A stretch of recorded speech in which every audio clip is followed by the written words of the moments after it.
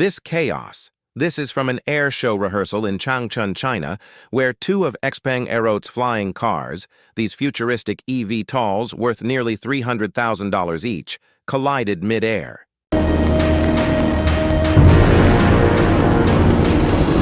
We're not talking about a fender bender on the freeway.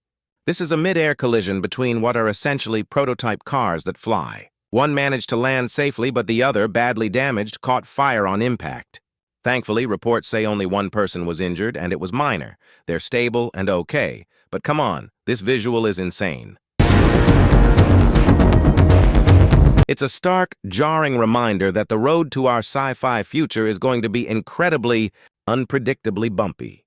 According to Xpeng, it all boiled down to insufficient flight distance during a tight formation exercise. These pilots were pushing the envelope, performing difficult stunts close together, and for a split second, the math just didn't work out. It's a classic aviation risk, but now it's playing out with a new type of vehicle that's supposed to be consumer-ready. And that's the real story here.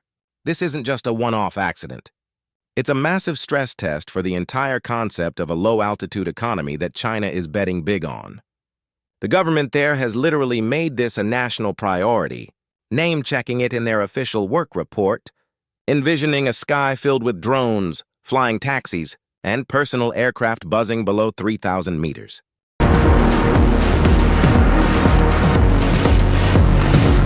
This incident is the growing pain of that ambitious vision. They're calling themselves Asia's largest flying car company, and they're not just messing around with concepts. They've got over 4,000 orders for this thing, a vehicle that can fly 300-500 meters high, has a panoramic cabin, and even a mothership concept called the Land Aircraft Carrier. They're building a factory for mass production. They've started test flights in the UAE. This is a company with massive momentum. But this crash, caught on video and spreading all over social media, is the kind of event that can define public perception. Is this the thrilling future of urban mobility, or is it just an incredibly risky ride for the ultra-wealthy? That's the million-dollar question.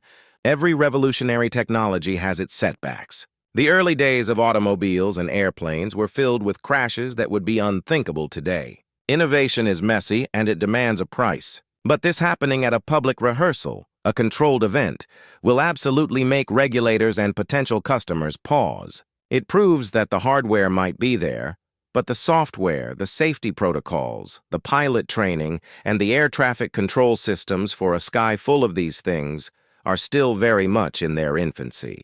So what do you think?